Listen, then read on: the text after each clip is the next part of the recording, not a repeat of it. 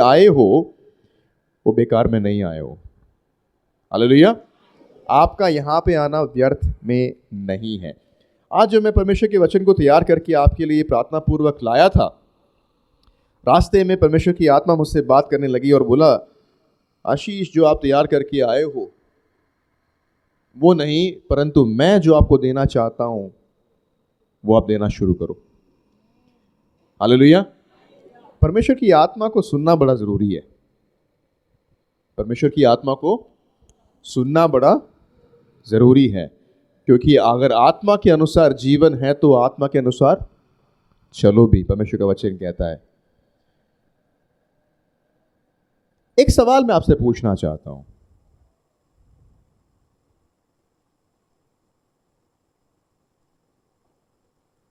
आप यहां पे क्यों हैं आज?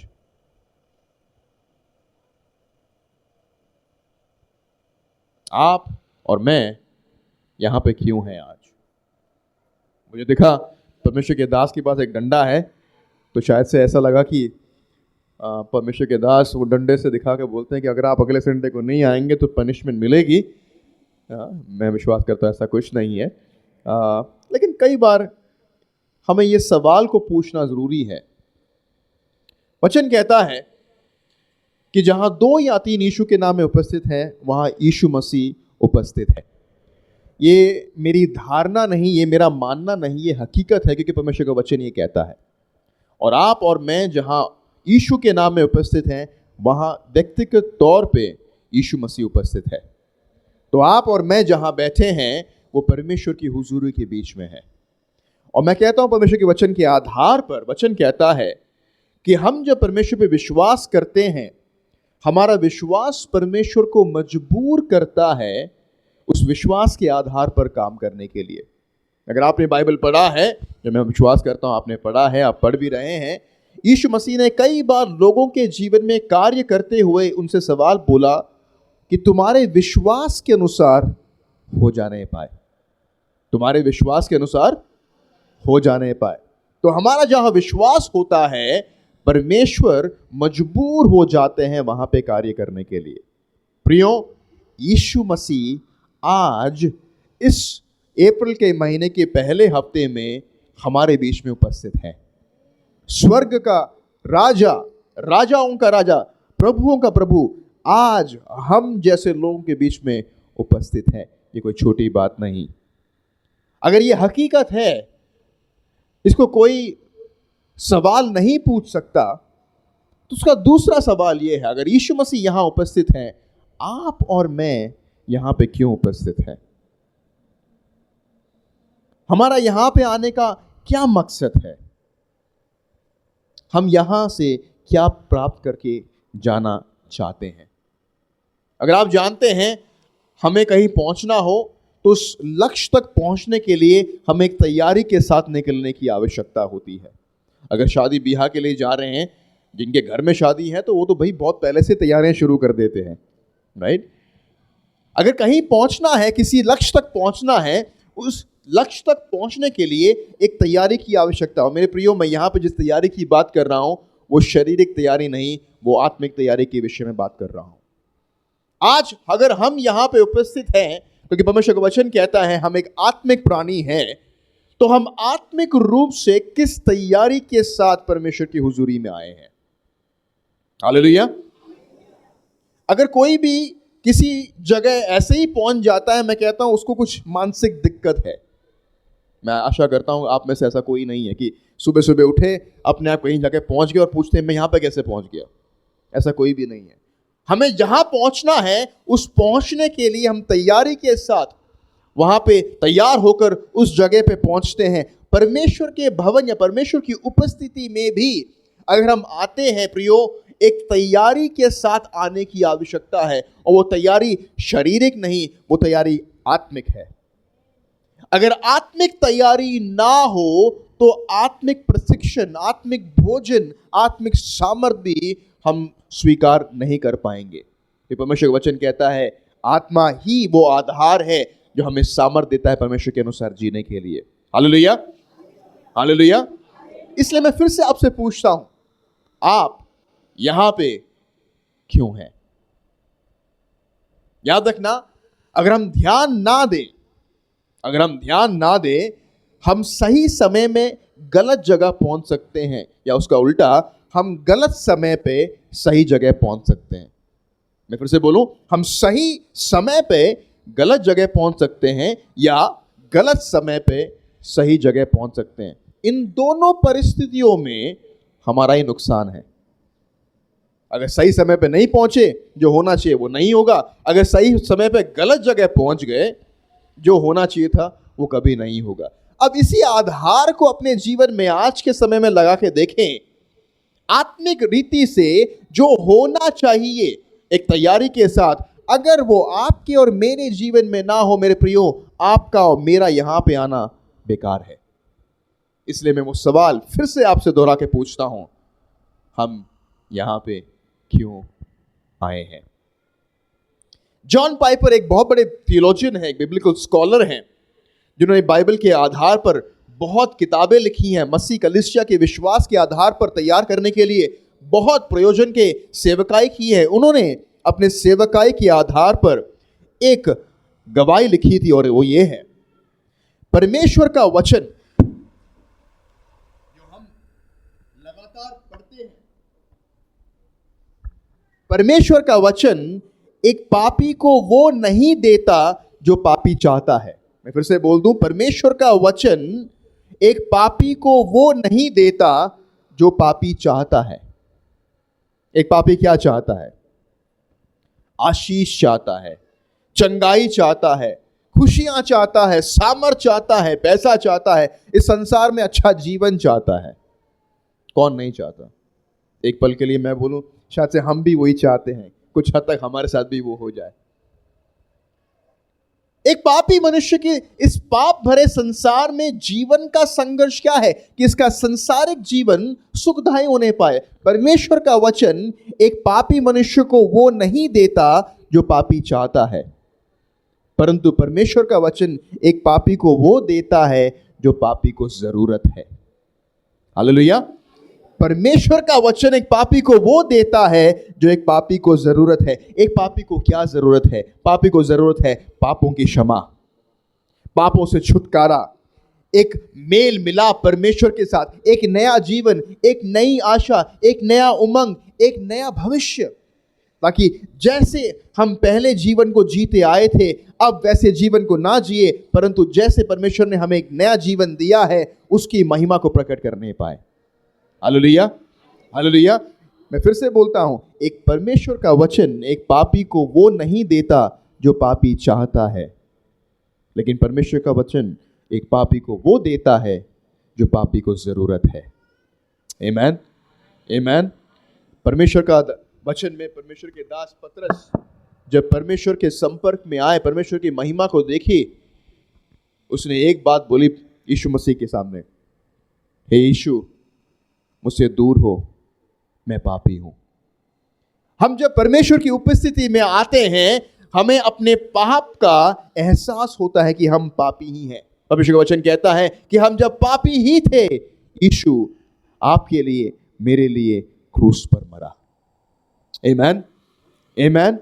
हम जो पापी ही हैं, पापी ही थे, शायद से पापी हैं भी, वो तो हम अच्छे से जानते हैं। हमारे किन किन जीवन के किन किन हिस्सों में जो बातें नहीं होनी चाहिए वो अभी भी हैं, लेकिन परमेश्वर के उपस्थिति में जब हम आते हैं, परमेश्वर के वचन को हम जब पढ़ते हैं, हमें एक बात का एहसास होता है कि पिता मुझे क्षमा कर यीशु मसीह के नाम से, मैं पापी हूं। परमेश्वर का वचन एक पापी को वो देता है जो एक पापी को जरूरत है। इसलिए मैंने पूछा, आप यहां पे क्यों आए हैं? अगर आत्मिक तैयारी ना हो, परमेश्वर आज इस भवन में, आज इस समय में आपके व्यक्तिगत जीवन में जो करना चाहता है वो नहीं हो पाएगा, क्योंकि हम आत्मिक तैयारी के साथ नहीं आए। इसलिए मैं आगे बढ़ने से पहले एक छोटी प्रार्थना करना चाहता हूं। अगर आप तहे दिल से आज परमेश्वर से कुछ स्वीकार करके जाना चाहते हैं, इस प्रार्थना को आप स्वीकार करें। आइए अपनी आंखों को बंद करें, हम प्रार्थना करें। पिता यीशु मसीह के नाम से हम धन्यवाद करते हैं आज के सुबह के समय। हम धन्यवाद करते हैं, हम जानते हैं कि आप हमारे बीच में हैं। हम विश्वास करते हैं क्योंकि आपका वचन कहता है, हमारी प्रार्थना है, हम जानते हैं पिता आप जहां जहां पहुंचे आपने वहां पे सामर्थ के काम किए। हम इस बात को विश्वास करते हैं कि आपकी उपस्थिति जो हमारे बीच में है, आपकी ये उपस्थिति हमारे बीच में, हमारे व्यक्तिगत जीवन में, हमारे पारिवारिक जीवन में सामर्थ के काम को करने वाली है। हमारी प्रार्थना है हम में से एक एक जन के आत्मिक जीवन को, हमारे हृदय को आप तैयार कर। पवित्र आत्मा आप एक एक को छुए आत्मिक तरीके से पिता, आप हमें तैयार करने पाए ताकि आपके वचन को हम स्वीकार करें, ग्रहण करें, लागू करें, ताकि पवित्र आत्मा आपके दिशा निर्देश के अनुसार हम जैसे अपने आप को समर्पित करते हैं, आपके सामर्थ में जीकर आपकी महिमा का कारण बनने पाए। पिता जो आप चाहते हैं वो आप आज यहां होने दें। मेरी प्रार्थना है जैसे हम आए वैसे नहीं, परंतु जैसे आप हमें तैयार करके संसार में भेजना चाहते हैं वैसे हमें भेजने पाए। एक एक को छू, एक एक को तैयार कर। धन्यवाद करता है अपनी प्रार्थना सुनी, यीशु मसीह के नाम से प्रार्थना मांगते हैं, आमेन। फिलिपियों की पत्री पहला अध्याय उसके 29वें आयत में ऐसा लिखा है, क्योंकि मसीह के कारण तुम पर यह अनुग्रह हुआ कि ना केवल उस पर विश्वास कर पाओ परंतु उसके दुख को भी उठाओ। फिलिपियों की पत्री पहला अध्याय का 29वां आयत। कई बार आप मसीह जीवन के लोगों को जब देखते हैं, एक ऐसा जीवन बिताते हैं जहां पे केवल उनको परमेश्वर से कुछ चाहिए होता है, और जो वो चाहते हैं उनकी चाहत संसारिक जीवन तक सीमित रहता है। परमेश्वर के वचन में ऐसा लिखा है कि अगर मसीह का हमारे जीवन में होना केवल इस संसारिक जीवन के लिए है, तो इससे बड़ा दुख भरा जीवन कोई नहीं हो सकता। हम सब जानते हैं जो कोई संसार में पैदा हुआ है उसको एक ना एक दिन संसार को छोड़ के जाना भी है। तो अगर यीशु मसीह का हमारे साथ जो रिश्ता है, वास्ता है, जो अनुभव है, वो केवल इस संसारिक जीवन तक सीमित है, वचन कहता है इससे अभाग्य जीवन कोई नहीं। उसका उल्टा अगर देखा जाए, मसीह जीवन में जो प्रभाव होना चाहिए वो इस जीवन से बढ़कर, अर्थात उस अनंत काल के जीवन के लिए होना चाहिए जो हमारा परमेश्वर के साथ स्वर्ग में हमें समय बिताना है। अनंत काल का 60-70 साल का जीवन नहीं मेरे प्रियो, अनंत काल का जीवन है वो। और मैं मानता हूं ये 70-60 साल का जो जीवन है संसार में, वो एक ट्रेलर समान है जो हम स्वर्ग में बिताने वाले हैं। आमेन, आमेन। ये एक ट्रेलर है जो हम स्वर्ग में बिताने वाले हैं। मैं पूछूं, अगर आप आज परमेश्वर से बात करने में हिचकिचाते हैं तो भाई स्वर्ग में जाकर कैसे बात कर पाओगे? Hallelujah, hallelujah.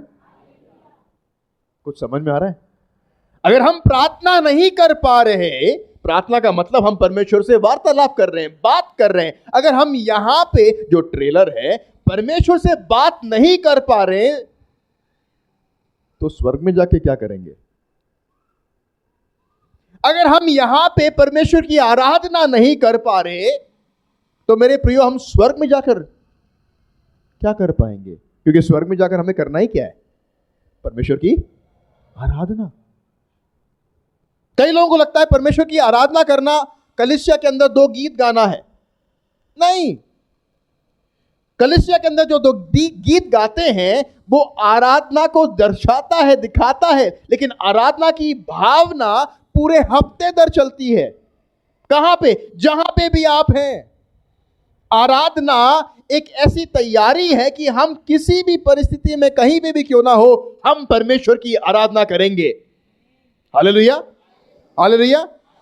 चाहे मुसीबत हो, परेशानी हो, बीमारी हो, अगर यीशु ने आपको छुआ है, अलग किया है, आपको उद्धार दिया है, हम उसकी आराधना करेंगे। केवल अच्छी परिस्थितियों में नहीं, चाहे कुछ भी क्यों ना हो जाए। बड़ा मुश्किल हो जाता है कई बार अपनी मुसीबत में, परेशानी में परमेश्वर की आराधना करने के लिए। मैं पूछूं, अगर यहां पे मुश्किल हो जाता है, हम वहां पे कैसे कर पाएंगे? परमेश्वर का वचन पढ़ना। परमेश्वर का वचन इसलिए जरूरी है क्योंकि हमें कैसे मालूम परमेश्वर हमसे क्या चाहते हैं। परमेश्वर हमसे जो चाहते हैं वो इस वचन में लिखा है। कई बार मैं लोगों से बात करता हूं तो बोलते हैं परमेश्वर की इच्छा पूरी हो, तो मैं उनसे तुरंत पूछता हूं परमेश्वर की इच्छा क्या है? पता ही नहीं। कुछ भी बात पूछो, परमेश्वर की इच्छा के अनुसार हो जाने पाए। परमेश्वर की इच्छा क्या है? पता ही नहीं। और मैं पूछूं क्यों नहीं पता? वो इसलिए नहीं पता क्योंकि वो परमेश्वर को सुनते नहीं हैं। अगर आप परमेश्वर को सुनना चाहते हैं, ये पवित्र कलाम परमेश्वर का वचन है जो परमेश्वर के खुद के लफ्ज हैं, जो आपके लिए मेरे लिए दिया गया है ताकि इस संसार में हम अपने जीवन को एक पवित्र जीवन के अनुसार बिताने पाए। Hallelujah, hallelujah. परमेश्वर ने हमें एक जुबान दी है, दो कान दिए हैं। उसका एक कारण है। मनोविज्ञान में कहा जाता है अगर एक जुबान है और दो कान है, इसका मतलब जितना इंसान बोलता है उसका दुगना उसको सुनना चाहिए। Hallelujah, hallelujah. तो जितना आप बोलते हो उससे दुगना हमें सुनना है। ऐसा ही परमेश्वर के वचन के आधार पर है। हमें परमेश्वर के वचन को दुगना सुनना है ताकि हम परमेश्वर के वचन को जानकर इस संसार में एक प्रायोगिक मसीह जीवन को जीने पाए। हम यहां पे क्यों आए हैं? इसीलिए आए हैं ताकि आपके जीवन में जो परमेश्वर ने यीशु के द्वारा किया है उसको हम अनुभव करने पाए। प्रायोगिक जीवन के आधार पर हम गवाहियों के रूप में, आराधना के रूप में हम प्रस्तुत करने पाए और परमेश्वर का वचन जो हमें मिलता है इसको स्वीकार करके अपने जीवन में लागू करने पाए ताकि जहां पे भी हम जाते हैं, परिवार में, कामकाज में, समाज में, उसके महिमा को, उसके गुणगान को हम प्रकट करने पाए। Hallelujah, hallelujah, hallelujah. कई बार लोगों के अंदर यह संघर्ष आ जाता है कि मसीह जीवन का मतलब कुछ पाने का है। इसलिए आप कई ऐसे सभाओं के बारे में सुनते हैं जो केवल पाने वाली सभाओं के आधार पर है। यहां जाओ ये चमत्कार हो जाएगा, यहां जाओ ये तेल मिलेगा, यहां जाओ ये हो जाएगा, यहां जाओ वो हो जाएगा। मैं कह दूं कलीसिया वो जगह है जो दर्शाता है परमेश्वर ने एक पापी को कैसे पवित्र किया। और आप और मैं इस बात की गवाही हैं कि मैं जो पहले पापी था, यीशु ने मेरे जीवन में आकर मुझे एक नया जीवन देकर मुझे एक नई पहचान दी ताकि मैं अब जो पहले था वैसे नहीं, परमेश्वर के अनुसार जीकर परमेश्वर के गुणगान को प्रकट करने पाऊं। Hallelujah, hallelujah. मुझे मालूम है शायद से आपके जीवन में संघर्ष होंगे, लेकिन मैं धन्यवाद करता हूं उन संघर्षों का। अब आप पूछोगे ये कैसा पादरी है जो संघर्षों के लिए धन्यवाद कर रहा है? अरे पादरी साहब, हाथ बढ़ाओ, प्रार्थना करो, मेरे संघर्ष को दूर करो। मैं पूछता हूं अगर आपके जीवन में वो संघर्ष नहीं होते, क्या आप यहां पे होते?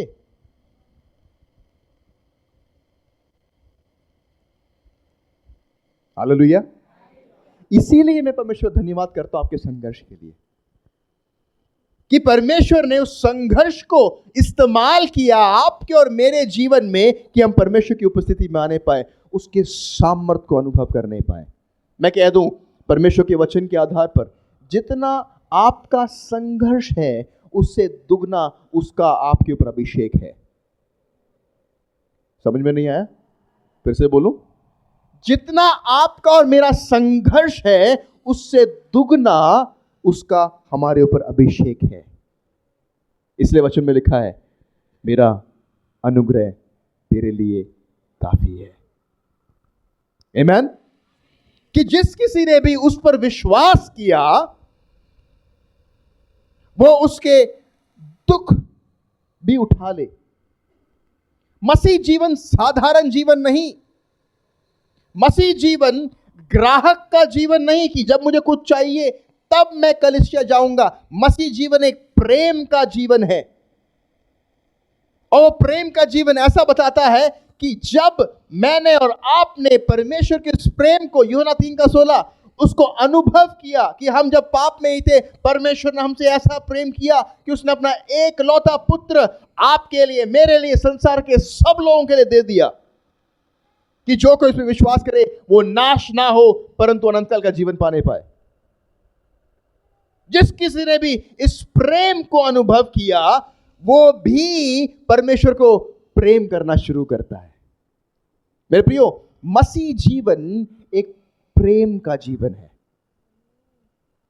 अगर आप, मैं आज या आने वाले किसी भी दिन परमेश्वर की उपस्थिति में बिना प्रेम के अगर हुजूर होते हैं, उपस्थित होते हैं, मैं पूछता हूं शायद से हमारे परमेश्वर के पास आने का कुछ गलत कारण हो सकता है। प्रेम, उस प्रेम ने उसको इतना मजबूर किया कि हमारी दरिद्र अवस्था को देखकर उसने अपने एकलौते पुत्र को दे दिया। क्यों? क्योंकि उसको मालूम था उस तोहफे के बिना, उस आशीष के बिना आपका मेरा संसार का क्या हाल होता। और मैं बोल दूं, शैतान आराम से बैठने वालों में से नहीं है।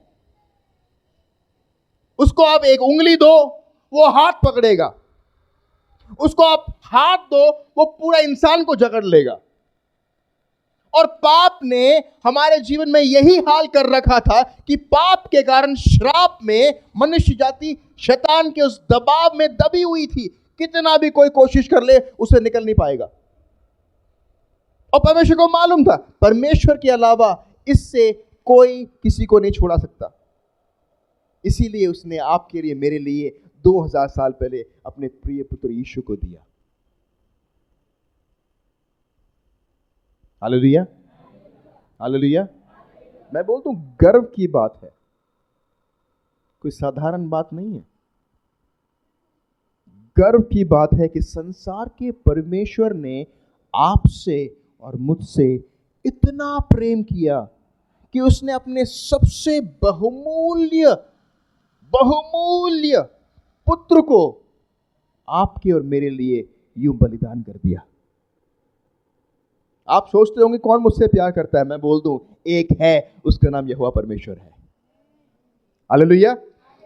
इसीलिए यीशु के नाम से आप और मैं जब प्रार्थना करते हैं परमेश्वर से, वो हमारी प्रार्थनाओं को सुनता है। आप जब उपवास लेकर परमेश्वर की हुजूरी में जाते हैं, वो प्रार्थनाओं को सुनता है क्योंकि वो हमसे प्यार करता है। अपनी पहचान को हल्के में ना ले। कई बार हम जानते हैं पहचान के आधारित कई लोग अपना दबदबा दिखाते हैं। कुछ हादसा हो जाए तो सबसे पहला सवाल यह होता है, जानता है मैं कौन हूं? उत्तर भारत में तो ये बहुत होता है, खासकर दिल्ली में तो बहुत होता है। मेरे पिताजी ये हैं, मेरे चाचा ये हैं, मेरे ताऊ ये हैं, मेरे वो ये हैं, चाहे पड़ोसी भी हो तो भी मेरा दोस्त ये है। तो उस जानकारी का लोग बड़ा दबदबा प्रस्तुत करते हैं। मैं आपसे पूछूं, इस संसार में ना कोई ऐसा था, ना कोई ऐसा है, ना कोई ऐसा होगा जो परमेश्वर की तुलना में है। Hallelujah, hallelujah. वो आपका और मेरा है, वो आपके और मेरे साथ है, वो आपके और मेरे लिए खड़ा है, तत्पर तैयार है, ताकि वो आपके और मेरे लिए उस बात को करने पाए जो हमारे जीवन में जरूरत है। अपनी पहचान को तुच्छ ना जाने। परमेश्वर ने यीशु के द्वारा यह किया है। हाल ही में मैं एक व्यक्ति से बात कर रहा था, एक विश्वासी जन है, और विश्वासी जन के आत्मिक जीवन को देखकर, जो आत्मिक नहीं था, मैंने कुछ सवाल पूछे और उनसे पूछने लगे, भाई अपने जीवन को ऐसे क्यों जीते हो? काफी साल हो गए संघर्ष आत्मिक जीवन में जीते हुए, दिखावटी जीवन जीते हुए। बहुत साल पहले विश्वास किया था। पूछा, भाई आप ऐसे क्यों जीवन बिताते हो? तो उनका कुछ ना कुछ तो बहाना था। तो उस आधार पर मैंने उनसे बात करना शुरू किया और मैंने रोमियो की पत्री 12वां अध्याय, रोमियो की पत्री 12वां अध्याय, उसके पहले 2 आयत को उनके सामने रखा। रोमियो की पत्री 12वां अध्याय, पहला और दूसरा आयत। मैं चाहूंगा बहन गीता आप उसको जोर से पढ़े।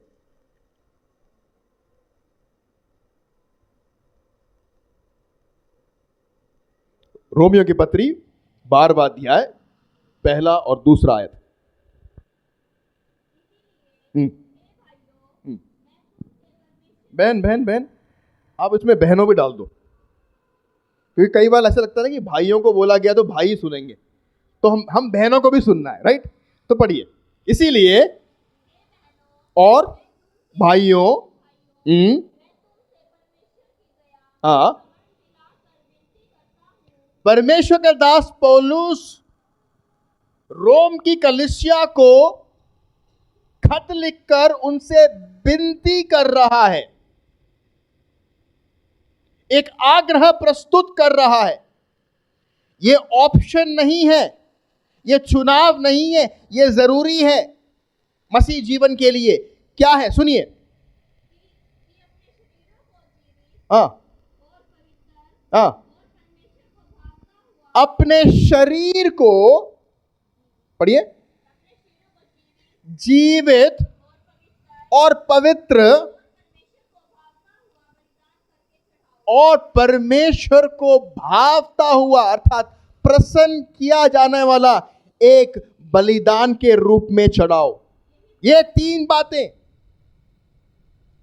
अपने शरीर को जीवित, याद रखना वही शरीर शैतान के नीचे पहले मरे हुए अवस्था में मरा हुआ था, नो, पाप और श्राप के नीचे। यीशु ने एक नया जीवन दिया। अब परमेश्वर का दास कहता है यीशु मसीह में जो कोई नई सृष्टि है, अपने जीवन को, अपने शरीर को एक जीवित प्राणी, अर्थात जो पहले मरे हुए काम थे अब वो मत करना। कैसे बोलते हो, क्या देखते हो, किन के बीच में जाते हो, क्या सुनते हो, क्या खाते हो, क्या पीते हो, भैया जो नहीं करना है वो मत करना, क्योंकि जो पहले करते थे उसी कारण मृत्यु आई थी, पाप आया था, श्राप आया था। अब मत करो। जो जीवन पाए हैं उस जीवन को परमेश्वर की महिमा के लिए जियो और पवित्र। ऐसा कोई भी काम ना करो जो परमेश्वर के वचन के खिलाफ है। मालूम होना चाहिए कि परमेश्वर का वचन क्या कहता है। अक्सर लोग पाप में क्यों गिर जाते हैं? क्योंकि परमेश्वर का वचन नहीं पढ़ते। अगर आपके जीवन में ये संघर्ष, मैं कह दूं, वचन पढ़ना शुरू कर लो। अगर आप अखबार पढ़ते हो, न्यूज देखते हो, मैं कह देता हूं परमेश्वर के वचन के आधार पर संसार के अंत के सबसे करीब है हम। सारा कुछ जो हो रहा है वो परमेश्वर के वचन में, खासकर प्रकाशित वाक्य में लिखी हुई घटनाएं हम अपनी आंखों के सामने देख रहे हैं। अब जो होना है वो ये है, परमेश्वर के लोग उठा लिए जाएंगे। Hallelujah, hallelujah. वो होना बहुत जल्दी होने वाला है। लेकिन कौन उठाया जाएगा? वो ही जो परमेश्वर की महिमा के लिए एक पवित्र जीवन बिताया है। मेरे प्रियो, आपकी और मेरी जिम्मेदारी है कि हम अपने जीवन को परमेश्वर के लिए एक पवित्र जीवन बिताने पाए। ये चुनाव नहीं है कि मेरा जब मन करेगा तब मैं करूंगा, कि संडे को छोड़कर मंडे से लेके शनिवार तक कोई देख रहा नहीं तो चल जाएगा। मैं कह दूं परमेश्वर देख रहा है, वो सब कुछ जानता है। हमारे हृदय के अंदर की सोच को भी वो जानता है।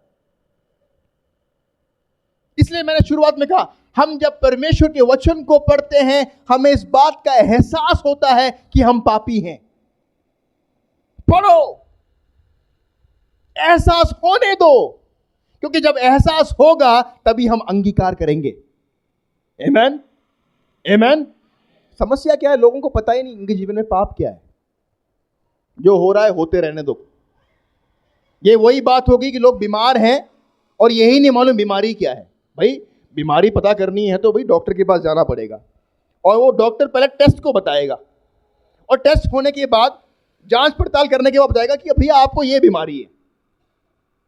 अब डॉक्टर के पास एक व्यक्ति केवल बीमारी की जांच पड़ताल करने जाता है तो वो मूर्ख है।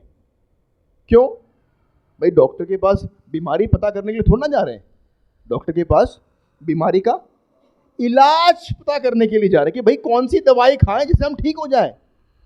वैसे ही परमेश्वर की उपस्थिति में हमारे जीवन में पाप क्या है उसको ढूंढने के लिए नहीं जाना, उस पाप की समस्या का हल निकालने जाना है जो वचन में लिखा है यीशु मसीह में है। आपके और मेरे जीवन में यीशु मसीह के द्वारा उस पाप का हल है, लेकिन सबसे पहले इस बात को एहसास करना है कि मेरे जीवन में पाप है। मुंह से अच्छे अच्छे शब्द निकलते हैं, जब गुस्सा आता है तो वो एक पाप है। मन में गलत विचार आता है, वो एक पाप है। जो मुंह में नहीं जाना चाहिए वो भी पाप है, क्योंकि हम परमेश्वर के मंदिर हैं। हमें अपने जीवन को जांचना है, परखना है। परमेश्वर के मेज पे जाने से पहले हम बोलते हैं अपने आप को जांचो और परखो। यह आपकी और मेरी जिम्मेदारी है, पासवान की नहीं। पासवान की जिम्मेदारी है हम परमेश्वर के वचन का मनादी करने पाए, आपको प्रशिक्षण देने पाए, लेकिन आत्मिक जीवन को जीने की जिम्मेदारी आपकी है, आपकी है, मेरी है। समर्पित करें, वचन का अध्ययन करना शुरू करें, देखें परमेश्वर का वचन क्या कहता है। पढ़िए बहन।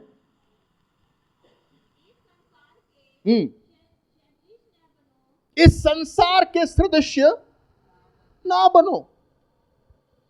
और यह समस्या है कि मसीह लोगों को आज के टाइम में जब देखते हैं, वो मसीह कम दिखते हैं, संसारिक।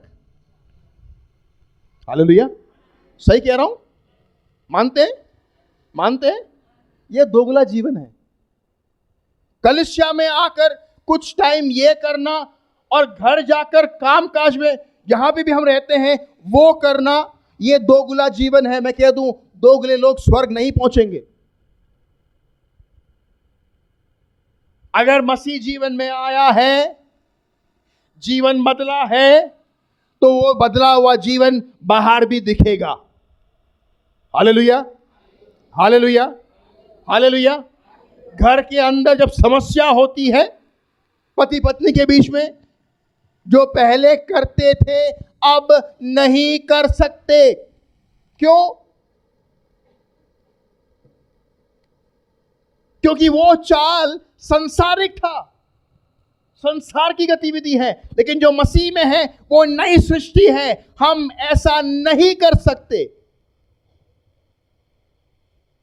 टीवी देखते हो, पहले क्या देखते थे, अब क्या देख रहे हो? मैं कह दूं, ध्यान दो अपने आप को। संसार के सदृश ना बनो। दिखावटी मसीह जीवन से बच के रहो, प्रायोगिक असरदार मसीह जीवन में आओ। एक पुराना गाना है, जब से प्यारा यीशु आया है जी। कुछ लोगों को ये गाना आता है, बाकी लोगों को आता है? कितने लोगों को ये गाना आता है? जब से प्यारा यीशु आया मेरा जीवन। पता, ये गाना नहीं है, ये गवाही है। हमने यहां पे कई गवाहियों को सुना, और ये गाना गवाही से बना हुआ है, और ये बता रहा है कि जब से मैंने यीशु को अनुभव किया है, मैं कहता हूं गवाही के रूप में कि मेरा जीवन। अगली बार ये गाना गाओगे ना तो सोच समझ के गाना। हालेलुया। परमेश्वर के वचन में लिखा है ना, झूठी गवाही मत देना। और आपने और मैंने गाया कि जब से प्यारा यीशु आया मेरा जीवन, और मेरा जीवन अगर बदला नहीं तो मैं झूठी गवाही दे रहा हूं। Hallelujah, hallelujah, hallelujah. ये हमारी गवाही होनी चाहिए कि जब से मैंने यीशु को जाना है मेरा जीवन बदल गया। चाहे मेरी परिस्थिति बदले या ना बदले, मैं बदल गया। Hallelujah, hallelujah. पहले वो परिस्थिति मेरे को गुस्सा दिलाती थी, अब नहीं दिलाती, क्योंकि मेरे अंदर कोई है जो संसार से बढ़कर है, उसका नाम यीशु है। हालेलुया। संसार के सदस्य ना बनो। पढ़िए। तुम्हारे मन के नए हो जाने से। Hallelujah, hallelujah. सबसे पहले क्या बदलना चाहिए? मन। परमेश्वर के वचन में लिखा है, इस मन को एक असाध्य रोग है, बड़ी खतरनाक बीमारी है। और जब तक वो ना बदले, मैं कह दूं, हम संसार के सदस्य ही दिखेंगे। यीशु में आने के बाद सबसे पहला अगर कुछ बदलता है वो है मन। Hallelujah, hallelujah. और वो बदला हुआ मन ही परमेश्वर के वचन को पढ़ सकता है। मैं पूछूं आपसे, किसी के बोलने पे ही आप वचन पढ़ते हो या अंदर से परमेश्वर की अगुवाई आपको बोलती है वचन पढ़? जब जीवन को जीते हो, संघर्ष का सामना करते हो, चुनौतियों का सामना करते हो, मुझे मालूम है हम दो एक्शन कर सकते हैं, दो कामों को कर सकते हैं, तब भी अंदर से एक आवाज आती है परमेश्वर की आत्मा की कि ये मत कर, ये कर, क्योंकि तू एक नई सृष्टि है। मेरे प्रियो, आत्मिक जीवन प्रभाविक स्वाभाविक जीवन है, मन घड़त नहीं है। और इस प्रभाविक स्वाभाविक जीवन को आपको और मुझे जीना है। और प्रेरित पौलुस कहता है यहां पे, संसार के सदस्य मत बनो, चुनाव हमारा है, यह जिम्मेदारी है। और उस सदस्य ना बनने के लिए सबसे पहला कदम है अपने आप को परमेश्वर के हाथों में समर्पित करके बोलना, पिता मेरे मन को बदल, मुझे शुद्ध कर, मुझे नया कर, मुझे उस पुराने जीवन में नहीं जीना, तू मुझे अलग कर, पवित्र कर। पढ़िए बहन।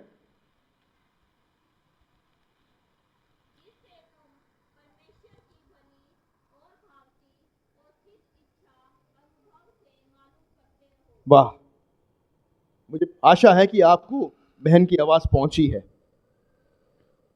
लिखा है जब तुम्हारी मन बदलेगा तब तुम्हारा क्या बदलेगा? क्या बदलेगा? क्या बदलेगा? इंसान की चाल, अर्थात जीने का तरीका, अंदाज। अगर आपका आज भी जीवन का तरीका नहीं बदला, इसका मतलब अभी तक क्या नहीं बदला? हालेलुया। अगर मन नहीं बदला तो किसके सदस्य हैं अभी भी? हालेलुया। समस्या है। लेकिन मैं कह दूं, यीशु में समस्या का समाधान भी है। Hallelujah, hallelujah. जब तक समस्या हमें मालूम नहीं पड़ेगी तब तक समाधान भी नहीं निकल पाएगा। जब मन बदलेगा तब चाल चलन भी बदलेगा, और जब चाल चलन बदलेगा, वचन में लिखा है, तब हम परमेश्वर की भली, भांति और सिद्ध इच्छा को अनुभव से मालूम कर सकते हैं। हालेलुया। अनुभव मेरे प्रियो एक प्रायोगिक जीवन का सबसे बड़ा इतिहास, एक हिस्सा है। अनुभव करना, परमेश्वर के सामर्थ्य को अनुभव करना, परमेश्वर के उस प्रेम को अनुभव करना, उस पाप क्षमा को अनुभव करना, और इस जीवन को बदलता हुआ देखना भी अनुभव करना, मसीह जीवन का एक बहुत बड़ा एक किरदार है। हम जब परमेश्वर के अनुसार जीते हैं तभी हम उसको एक भावता हुआ जीवन बिता सकते हैं। यह आपकी और मेरी जिम्मेदारी है। पहला पत्रस 2 अध्याय उसके पहले 5 आयत, प्रेरित पत्रस क्या कहता है हम देखेंगे। पहला पत्रस 2 अध्याय उसके पहले आयत से 5वें आयत तक। हाँ,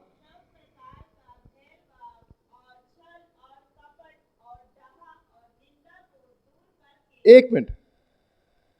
संसार के सदस्य ना बनो, अपने मन के नए हो जाने से तुम्हारा चाल चलन भी बदलता जाए, ताकि तुम परमेश्वर की भली, भांति, सिद्ध इच्छा को अनुभव से जान करो।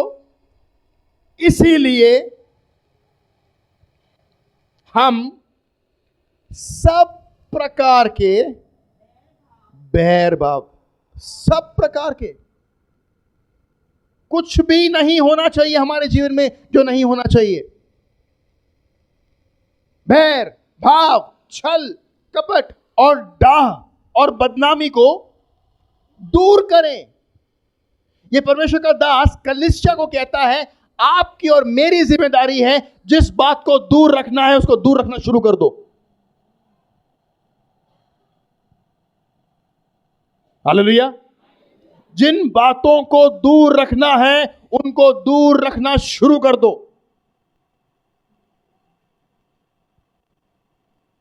मैं फिर से बोलता हूं, जिन बातों को, जिन स्वभाव को, जिन सोच को, जिन तरीकों को दूर रखना है उनको दूर रखना शुरू कर दो। यह हमारी आत्मिक जिम्मेदारी है। पढ़िए बहन। हाँ, एक नए जन्मे बच्चे के समान। अगर आपने एक नए जन्मा बच्चा देखा हो, वो मां से दूर होना नहीं चाहता, वो मां से लगा रहना चाहता है या चाहती है। अब वो सोचिए, उस बच्चे की चाहत उसकी मां है। और परमेश्वर का दास पतरस कहता है, आप और मैं जो यीशु के कलीसिया है, आप और मैं भी उस नए बच्चे के समान परमेश्वर से लगे रहें, उसे दूर होने की चाहत ना करे और उस आत्मिक निर्मल दूध की चाहत रखने पाए। हालेलुया। अगर बच्चे को भूख लगती है, आपको मालूम है क्या होता है। इसलिए पादरी साहब ने पहले से उनको बोल दिया, आप लोग जाओ भाई, शोर मचाना है वहां मचाओ, यहां कोई नहीं मचाना। हालेलुया। तो शायद से वहां शोर मच रहा होगा। एक छोटा बच्चा जब उसको दूध नहीं मिलता, वो पूरे घर को जगा देता है। पता नहीं आपके घर में छोटा बच्चा हाल ही में हुआ है नहीं। हमारी बेटी अभी 2 साल की होने वाली है और हमें उसका अनुभव है। पूरे घर को हिला देगी, उसको कुछ चाहिए पूरे घर को हिला देगी। और जब तक वो ना मिले, वो पूरे घर को हिलाए रखेगी। मसीह जीवन भी ऐसा होता है कि अगर कुछ भी हो जो हमें परमेश्वर से दूर रखे, कुछ भी हो हमें परमेश्वर के वचन से, उसे प्रार्थना करने में दूर रखे, हम बेचैन रहेंगे, हम तड़पते रहेंगे। हमें परमेश्वर चाहिए, उसका वचन चाहिए, उसकी उपस्थिति, उसकी संगति, उसे प्रार्थना हमें चाहिए। यह है एक नए जन्मे बच्चे का स्वभाव। प्रेरित पतरस कहता है, उस नए जन्मे बच्चे के स्वभाव में आ जाओ। जो छोड़ना है छोड़ दो और एक नए जन्मे बच्चे के समान परमेश्वर की हुजूरी में आना शुरू करो। उस आत्मिक निर्मल दूध की भूख रखो, ताकि उसके द्वारा, उस आत्मिक प्रशिक्षण के द्वारा आप और मैं उद्धार पाने के लिए बढ़ते जाएं। Hallelujah, hallelujah. मैं विश्वास करता हूं अधिकतर लोगों ने यीशु मसीह को अपने उद्धारकर्ता के रूप में ग्रहण किया है, पानी में डूब के बपतिस्मा लिया है, और हम इस इंतजार में हैं कि हे यीशु मारोनाथा, आप जल्दी आओ। और जब जल्दी आएंगे, वो हमें, जो उसके साथ है, जो उसके हैं, उसको लेके जाएंगे, उद्धार, छुटकारा। और परमेश्वर का दास प्रेरित पतरस कहता है, उसी उद्धार के जीवन में अगर बढ़ना हो, सबसे पहले जो छोड़ना है उसको छोड़ो। अभी भी वो क्या है आपके जीवन में जो छोड़ना चाहिए था और अभी तक नहीं छोड़ा? छोड़ दो। जब तक उसको थामे रहोगे, आत्मिक जीवन में नहीं बढ़ पाओगे। और छोड़ने के बाद एक नए जन्मे बच्चे के समान उस आत्मिक निर्मल दूध की भूख रखो। पता नहीं क्यों जब वचन की बात आती है, लोगों को बड़ा नींद आता है। हालेलुया। हमारे कलीसिया में हम बोलते हैं, सोने वाले बोलो हालेलुया, समझ में आया ना? पता नहीं वचन के बारे में, वचन होते ही, शुरू होते ही लोगों को बड़ी नींद आती है। और सच बोलूं, वो लोगों की समस्या नहीं है, वो शैतान का एक योजना है। देखो, आराधना हम अपने दिल से परमेश्वर को करते हैं, भेंट हम अपने दिल से परमेश्वर को देते हैं। ये सब कुछ देने के विषय में है। और हम तो बड़े लालची लोग हैं जी, है ना? नहीं है? नहीं है? अरे जहां 2 रुपए बचाना, हम तो बचाएंगे ना। आप नहीं बचाते? ऐसे मुझे देख रहे हो कि भाई ये कहां से आ गया। हाँ, जहां पे हमें 2 रुपए बचाना है, हम वहां पे बचाते हैं। हमें जहां पे फायदा होता है, हम उसको इस्तेमाल करते हैं। अगर ऐसा है तो जहां से हमें पाना चाहिए, हम क्यों नहीं पाते? भेंट परमेश्वर को देना है, परमेश्वर की हुजूरी में आकर उसके आराधना करना एक भेंट है। परमेश्वर को दान, एक ऑफरिंग देना, वो एक भेंट है। लेकिन हमें जो प्राप्त करना है वो परमेश्वर की ओर से हमारे लिए एक तोहफा है।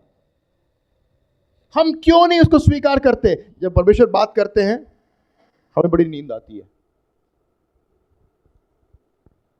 शैतान का एक अटैक है ये। शैतान की एक योजना है कि परमेश्वर की वचन की बीज हमारे हृदय में ना बोए जाने पाए। याद रखना, जब तक वो बीज नहीं बोया जाएगा, तब तक वो अंकुर की नाई नहीं खिलेगा। जब तक वो अंकुर की नाई नहीं खिलेगा, तब तक वो पेड़ नहीं बनेगा। जब तक वो पेड़ नहीं बनेगा, वो फल नहीं लाएगा। Hallelujah, hallelujah. सबको फल चाहिए, लेकिन पेड़ नहीं चाहिए। ये तो गलत हो गया ना। बिन पेड़ के फल नहीं होता। और जिस पेड़ में फल नहीं होता, वचन में लिखा है उसको जड़ से काट के आग में डाल दिया जाएगा। आत्मिक फल लाना है तो आत्मिक बीज बोने की आवश्यकता है। वचन की मनादी करना आवश्यक है। परमेश्वर के वचन के अंदर खोज करो, पूछो, सुनो, पिता मुझसे बात कर। जब भी परमेश्वर के भवन में आते हो, वचन के सुनने की बारी आती है, प्रार्थना करो, जैसे मैं आया वैसे मैं जाने ना पाऊं, मुझे बदल कर भेज, मुझे बदल कर भेज। एक आत्मिक निर्मल दूध की लालसा रखने वाला बच्चा, पढ़िए।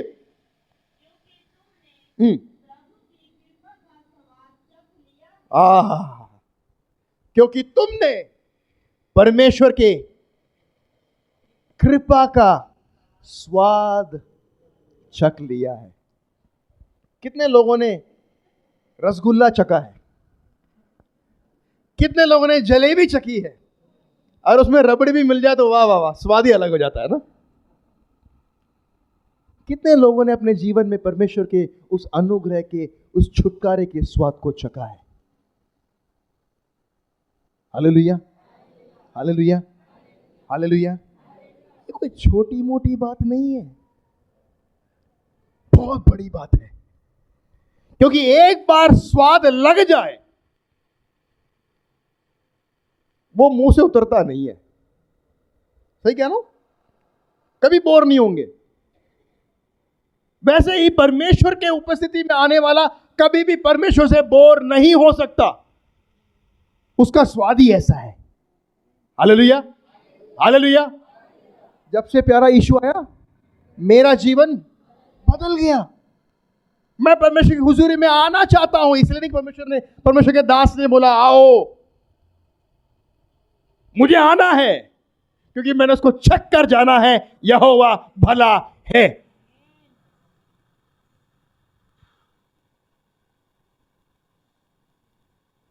जब तक उस बच्चे के समान उस आत्मिक निर्मल दूध की भूख ना रखे, मैं कह दूं, जब तक हम इसको अनुभव ना करें, हम आत्मिक जीवन में बढ़ नहीं पाएंगे। आत्मिक जीवन की बढ़ोतरी की शुरुआत होती है मेरे प्रियो, जो छोड़ना है उसको छोड़ो। परमेश्वर की आत्मा ने अभी आपसे जो बात की ना, जिस विषय में, शायद से वही है जो आपको अभी छोड़ने की आवश्यकता है। छोड़ दो।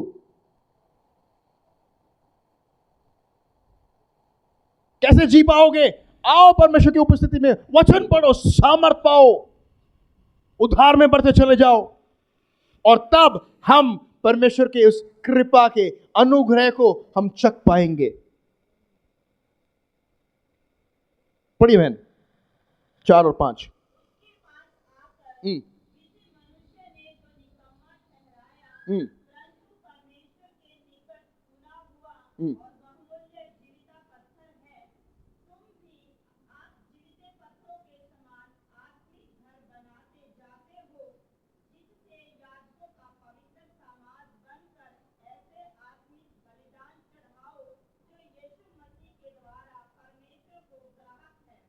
हालेलुया। चौथे आयत के बीच में लिखा है, उसके पास आकर, किसके पास आकर? यीशु के पास आकर। और यही यीशु वो है जो कहता है यहां पे, जिसको मनुष्य ने निकम्मा ठहराया। जो यीशु मसीह को स्वीकार ना करे, उसके सामर्थ को, उसके अनुग्रह को, उसके प्यार को अनुभव करने के बाद भी जो उसको स्वीकार नहीं करता, वचन कहता है उसने परमेश्वर के उस महान तोहफे को निकम्मा ठहराया।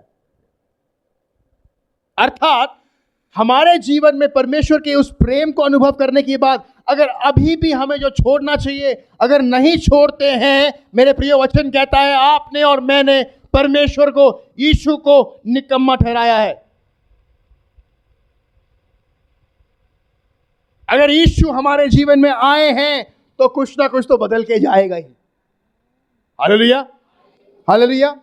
अगर नहीं बदला, वो इसीलिए क्योंकि जगत में ज्योति तो आई, लेकिन हमने तब भी संसार में अंधकार से ज्यादा प्यार किया।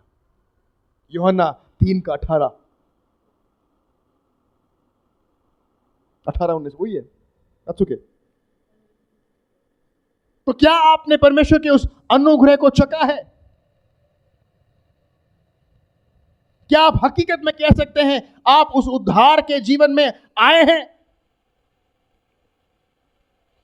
क्या आप वास्तविक रूप से परमेश्वर के सामने खड़े होकर बोल सकते हैं कि आपकी आज की वास्तविक आत्मिक जरूरत क्या है? मेरे प्रियो, अगर इन सवालों का जवाब हम आज नहीं दे पा रहे हैं, हमारे आत्मिक जीवन में एक सवाल है।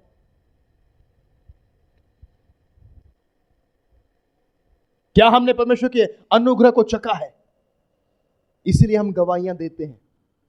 मेरा आग्रह है, अगली बार हम जब गवाहियों के लिए खड़े होते हैं, हाँ, छोटे से छोटी बड़ी बड़ी बातों में गवाहियां दो, लेकिन गवाहियों का मुख्य शीर्षक होना चाहिए, उसने मेरे जीवन को, उसने मेरे स्वभाव को, उसने मेरे सोच को, उसने मेरे मन को बदल दिया, मैं एक नया मनुष्य बन रहा हूं।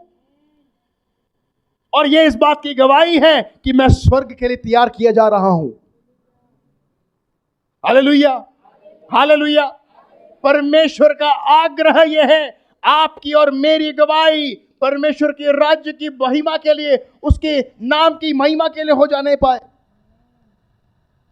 संभव है दुनिया में ऐसे ऐसे कई लोगों के जीवन की गवाही है, वो कहते हैं जब से प्यारा यीशु आया मेरा जीवन बदल गया।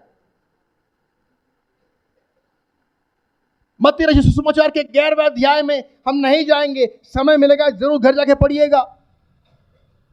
यीशु मसीह नगरों को तिरस्कार करके जाते हैं, और वो इसलिए तिरस्कार कर रहे हैं, कहते हैं जो जो सामर्थ के काम मैंने तुम में किए हैं, अगर यही मैं टायर और सिदोन को, अगर सदोम को करता, वो कब का उद्धार पाया हुआ होता। वही सवाल को आज हम अपने जीवन में डालें कि उसके उपकार कितने बड़े बड़े हैं हमारे प्रायोगिक जीवन में। अगर यही हमारे पड़ोसी के या किसी और व्यक्ति के जीवन में किया होता, क्या पता वो हमसे और आत्मिक होता, हमसे और समर्पित होता। अगर ऐसा है, हमें अपने आत्मिक जीवन में सवाल पूछने की आवश्यकता है, क्या मैं समर्पित हूं या नहीं। मसीह जीवन मेरे प्रियो भावनात्मक जीवन नहीं है, मसीह जीवन प्रायोगिक जीवन है। और यह प्रायोगिक जीवन एक ही बात को दर्शाता है कि उसके मेरे जीवन में आने से मेरा हृदय, मेरा मन, मेरा स्वभाव, मेरा परिवार में जो असर है, मेरा समाज में जो मेरा प्रभाव है, वो बदल गया। Hallelujah, hallelujah. क्या आपके विषय में यह गवाही है? मैं आपको यहां पर दोष देने नहीं, मैं आपको उत्तेजित करने आया हूं, क्योंकि मेरे प्रियो, वो राजाओं का राजा बहुत जल्दी आने वाला है। और जब वो आएगा, सबसे पहले वचन में लिखा है दूसरे पत्रस के 4 अध्याय में कि वो पहले हमारा न्याय करेगा, और जो कोई जो कैसा करता है उसको उसके हिसाब से उसको प्रतिफल देगा। दूसरी कुरिन्थियों की पत्री के आई थिंक 5वें या 7वें अध्याय में पौलुस कहते हैं, परमेश्वर का भय मानना हम जानते हैं, इसलिए लोगों को हम आग्रह करते हैं, चुनौती देते हैं, अपने मन को फेर लो, परमेश्वर के सामर्थ को, उसके प्रेम को स्वीकार करो, अपने जीवन को समर्पित करो। जब भी हम परमेश्वर की हुजूरी में आते हैं, मन फिराव होना चाहिए। मैं फिर से कहता हूं, जब भी हम परमेश्वर की उपस्थिति में आते हैं, मन फिराव होना चाहिए। आज भी कुछ ना कुछ तो होगा जिसे हमें मन को फेरने की आवश्यकता है। प्रार्थना करो, परमेश्वर की आत्मा हमें दिखाएगी, बताएगी, सिखाएगी कि किन बातों से हमें बदलना है।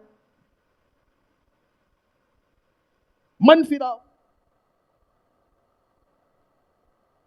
मन फिराव। यीशु मसीह के सेवकाई का सबसे पहला शब्द था मन फिराव, क्योंकि परमेश्वर का राज्य निकट है। यूहन्ना बपतिस्मा देने वाला, उसने भी यही बोला, मन फिराओ, स्वर्ग के राज्य निकट है। मैं कह दूं, यीशु मसीह के आने के बाद स्वर्ग का राज्य आ गया है। अब वो राज्य के राजपदधारी यहां बैठे हुए हैं। Hallelujah, hallelujah. जहां राजा है वहां राज्य है, जहां राजा है और राज्य है वहां राजा का व्यवस्था है। अगर राजा है, राज्य है, राजा की व्यवस्था है, तो राजा के लोग भी हैं, और उन लोगों के बीच में राजपदधारी भी है। और आप और मैं परमेश्वर के राजपदधारी हैं। मतलब क्या इसका? परमेश्वर के राज्य को आगे बढ़ाने के पद को धारण करने वाले। इसीलिए हम प्रार्थना करते हैं लोगों के लिए, इसीलिए परमेश्वर के हम नाम में सेवकाई करते हैं, क्योंकि परमेश्वर हमें जिम्मेदारी दी है।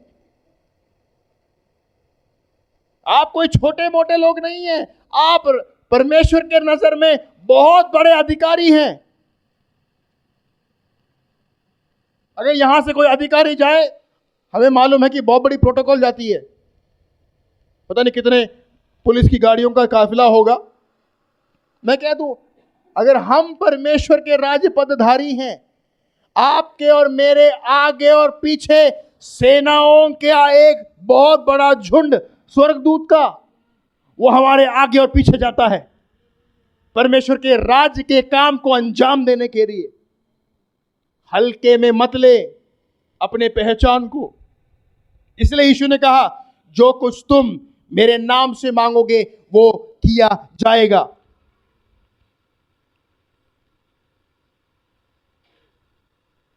सवाल पूछो अपने आप से, मेरा जीवन कैसा है? अगर आज यीशु का आगमन है, वो मुझे नापेंगे, तोलेंगे, जांचेंगे, तो मेरा जीवन कैसा होगा? वो मेरे विषय में क्या बोलेंगे? मैं आपके सामने चंद उदाहरण देकर खत्म करना चाहूंगा। कई बार कई लोग इस विषय को ढंग से समझ नहीं पाते, लेकिन बाइबल में इसकी घटना वास्तविक रूप से प्रस्तुत की गई है। हम दानियल के विषय में देखेंगे। दानियल का पुस्तक, उसका पहला अध्याय, उसका 3 और 4। हम जानते हैं दानियल के विषय में, जब यहूदा का देश बाबिलोन के कब्जे में आया गया था, दानियल के पुस्तक में लिखा है, यहूदा के अच्छे बड़े चुने हुए लोगों को बेबीलोन में लेके आया गया और वहां से कुछ चुने हुए लोगों का विषय यहां पे है। Daniel, Shadrach, Meshach, Abednego. पढ़िए बहन, 1 का 3 से 4। हम्म हम्म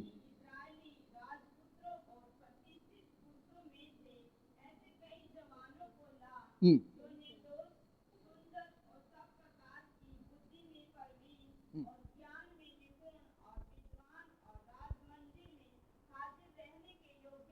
हम्म।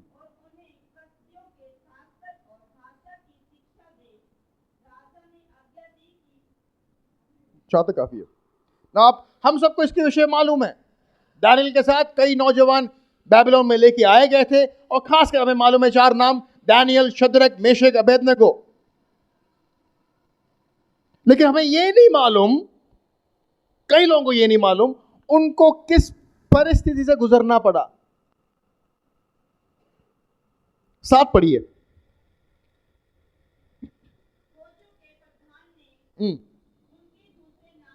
खोजों के प्रधान ने, किनके प्रधान ने? ठीक है, तो इनको किसी के नीचे रखा गया था, किसी के अधिकार के नीचे, और वो एक खोजा था।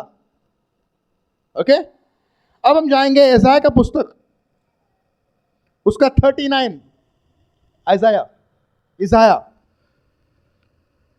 39, 39 मैं कहता हिंदी में 39 बोलते हैं, राइट? 39, उसका 5 से 7। हाँ, ये बहुत साल पहले होने वाली बात की भविष्यवाणी है और आयसाया भविष्यवक्ता हेzekiah राजा को भविष्यवाणी दे रहे हैं कि आने वाले समय में यहूदा के साथ क्या होने वाला है। पढ़िए। हाँ हाँ, परमेश्वर का ये वचन, परमेश्वर का ये वचन, परमेश्वर का ये वचन।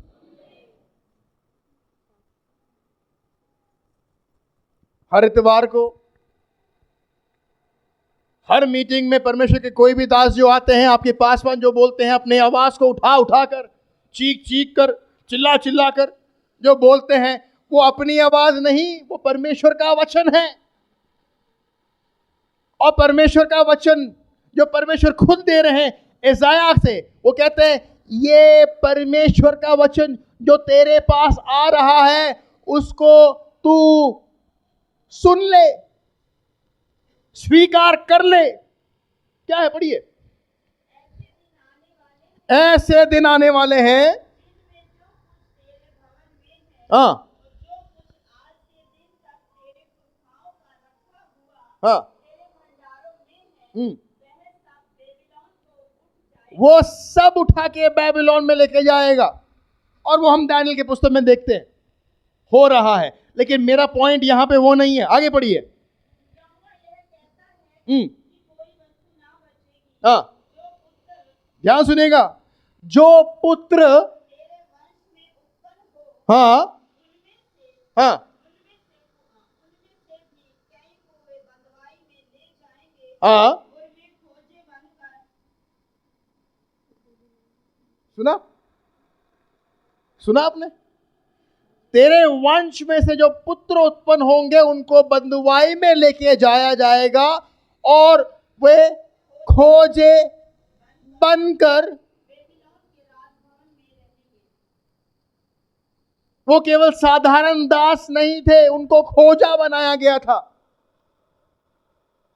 दानियल, शद्रक, मेशक, अबेदनगो अपने राज्य से हटकर, अपने प्रजा से हटकर, अपने उस विश्राम के स्थान से हटकर केवल दास बन के लेके नहीं आए गए थे, उनके अस्तित्व को उनसे छीन लिया गया था। और ये मैं नहीं बोल रहा, परमेश्वर का वचन कहता है। तब भी दानियल के पुस्तक में देखें, दानियल, शद्रक, मेशक, अबेदनगो का परमेश्वर के प्रति क्या समर्पण था। हम राजा के भोज से खाएंगे नहीं, हम केवल साग सब्जी खाएंगे। क्योंकि हम वो कुछ नहीं करेंगे जो परमेश्वर को ना भाता हो। मेरे प्रियो, आप और मैं अगर उस परिस्थिति में होते, क्या हम इस समर्पण के साथ परमेश्वर की महिमा के लिए जीते? हमसे हमारा घर छीन लिया, परिवार छीन लिया, देश छीन लिया, यहां तक कि हमारा अस्तित्व, पहचान छीन लिया, तब भी ये चार अपने विश्वास में मजबूत होकर कहते हैं, चाहे कुछ भी हो जाए, हम अपनी पहचान को नहीं छोड़ेंगे। मैं परमेश्वर को प्यार करने वाला हूं, मैं समझौता नहीं करूंगा। Hallelujah, hallelujah, hallelujah. परमेश्वर को प्रेम करने वाले की पहचान है ये, बिन समझौते के एक आत्मिक समर्पण का एक जीवन जीना। हमारे जीवन परिस्थिति के आधार पर नहीं, हमारा जीवन पहचान के आधार पर है। और हमारी पहचान क्या है? कि आप और मैं यीशु मसीह के द्वारा परमेश्वर के पुत्र और पुत्रियां हैं। चाहे परिस्थिति कैसी भी क्यों ना हो जाए, आप और मैं परमेश्वर के पुत्र और पुत्रियां हैं। कोई भी हमारी इस पहचान को हमसे छीन नहीं सकता। Hallelujah, hallelujah. आपकी परिस्थिति भी, आपकी बीमारी भी, आपकी समस्या भी आपकी ये पहचान को छीन नहीं सकता। क्या है हमारा संकल्प? क्या है हमारा समर्पण? क्या है हमारा उद्देश्य? क्या है हमारा मकसद? क्या है हमारा लक्ष्य? हम ग्राहक नहीं हैं, हम परमेश्वर के संतान हैं। हम ग्राहक नहीं हैं, हम परमेश्वर के संतान हैं। और इन संतान को परमेश्वर ने अधिकार दिया है। Hallelujah, hallelujah. आपको परमेश्वर ने अधिकार दिया है। संतान के विषय में हमने ऑलरेडी सुना था, उड़ाव पुत्र के बारे में। अगर आप विश्वास में पीछे हटे हो, आज भी वो पिता अपने बाहों को फैलाकर आपका इंतजार कर रहा है। लौटा, लौटा। अगर आप परमेश्वर के प्रति ईमानदार हैं, वो आराधना है। अगर आप परमेश्वर के प्रति, अपने विश्वासी भाई या बहन के प्रति ईमानदार हैं, वो आपकी गवाही है। अगर आप परमेश्वर के प्रति अन्य लोगों के साथ ईमानदार हैं, वो आपकी वचन की सेवकाई है, जो आप लोगों तक सुसमाचार पहुंचाते हैं।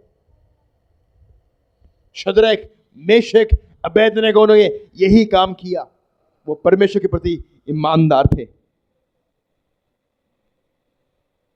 परमेश्वर की पवित्र आत्मा हमारे लिए एक तोहफा है।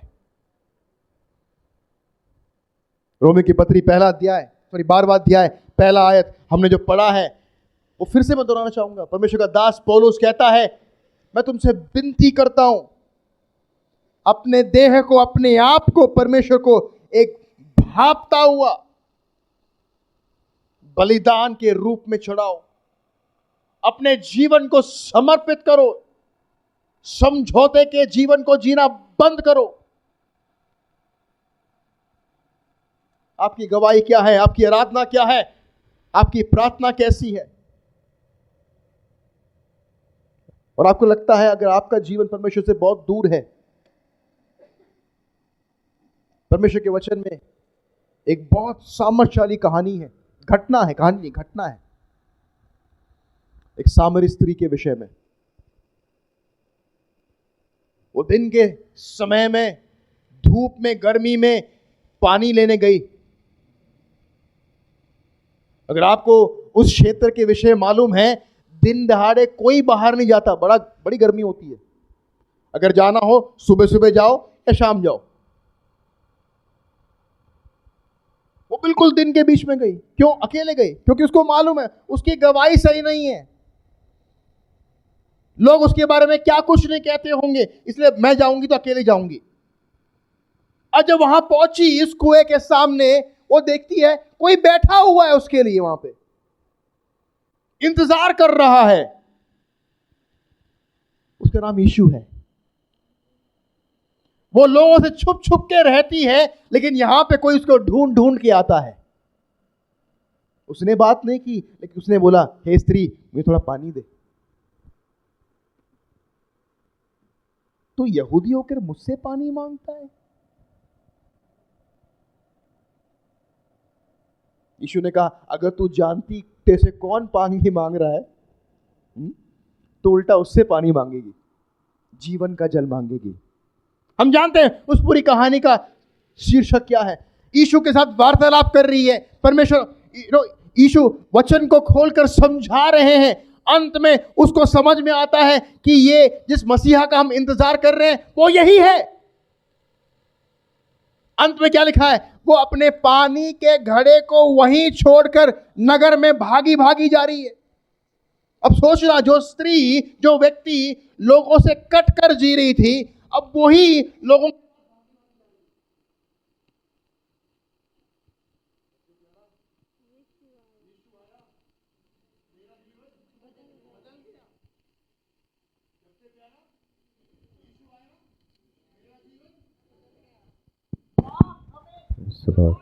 सिखाता है। लेकिन यीशु में आजादी है, यीशु में पाप क्षमा है, एक नई पहचान है। फर्क नहीं पड़ता हमारा जीवन कैसा था, यह पड़ता है कि अब अपने नए जीवन को कैसे जिएंगे उसकी महिमा के लिए। वो गई भागी भागी और सब लोगों को यीशु के बारे में सुनाया कि जिसने मेरे से बात की वो हकीकत में भविष्यवक्ता है, वो मसीहा है, उसने मेरे जीवन के हर विषय को मुझे बताया। आओ देखो, सुनो, जानो। मेरे प्रियो, जिसके जीवन में यीशु आता है उसके जीवन पे ऐसा प्रभाव होता है, हम जैसे थे वैसे रह नहीं सकते। Hallelujah, hallelujah. आज भी वही यीशु आपके लिए, मेरे लिए, अगर हम उससे दूर हैं, आपके लिए और मेरे लिए उस कुएं के सामने बैठकर इंतजार कर रहा है कि कब तू मेरे पास आएगा, कब तू मेरे पास आएगी, और मैं अपने सामर्थ के काम को तेरे जीवन में करूंगा।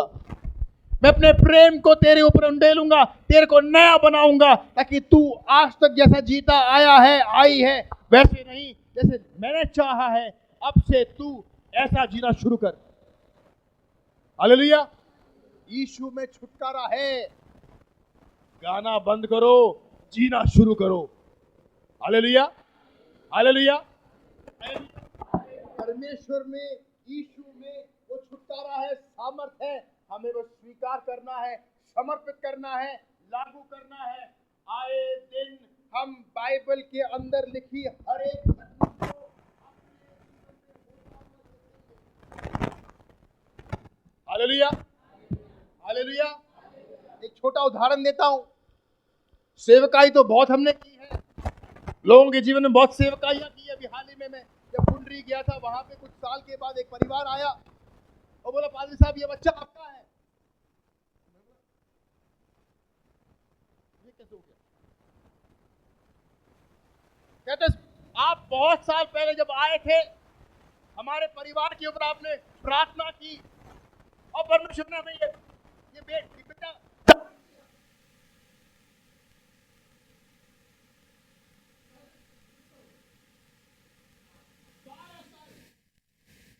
खबर भी नहीं थी। ऐसे कई सेवकाइयां हुई हैं, वो मेरे या पास्टर ने या किसी और पास्टर ने अपने सामर्थ में नहीं किया। कोई है जो हमारे अंदर जीता है और वो यही सामर्थ के काम करना चाहता है। यही यीशु मसीह आपके जीवन में, आपके जीवन में, आपके जीवन में, बहुतों के जीवन में एक आशीष के रूप में आना चाहता है, ताकि आप उस छुटकारे के संदेश को अन्य लोगों तक पहुंचाकर उनको भी उसी छुटकारे में लेके आने पाओ। Hallelujah, hallelujah, hallelujah. जब से प्यारा यीशु आया, मेरा जीवन बदल गया। क्यों ना हम ये गाना गाएं? जब से प्यारा यीशु आया, मेरा जीवन बदल गया। जब से मैंने उसे है पाया, मेरा जीवन बदल गया। एक बार, जब से प्यारा यीशु आया, मेरा जीवन बदल गया। जब से मैंने पाया, मेरा जीवन बदल गया। मेरे प्रियो, ये गाना केवल गाना न रह जाए, ये हमारी गवाही बन जाए। हर दिन परमेश्वर की उपस्थिति में खड़े होकर उसकी महिमा के लिए हम इन बातों को प्रस्तुत करने पाए कि यीशु हकीकत में जब से आप मेरे जीवन में आए हो, मैं बदल गया। और मैं धन्यवाद करता हूँ मुझे बदलने के लिए, क्योंकि जैसे आप मुझे बदल रहे हो, मेरे को मेरे अनंत काल के जीवन की राह तैयार करते हो। Hallelujah, hallelujah, hallelujah, hallelujah. परमेश्वर ने अपनी पवित्र आत्मा इसीलिए दी ताकि जो शरीर में संभव नहीं है, वो आत्मा में परमेश्वर के लिए सब कुछ संभव है। अगर आपका व्यवहार, आपका स्वभाव, आपका सोच, आपका पाप आपको रोक रहा है, आज भी यीशु में उसमें छुटकारा है। ग्रहण करो, मांगो।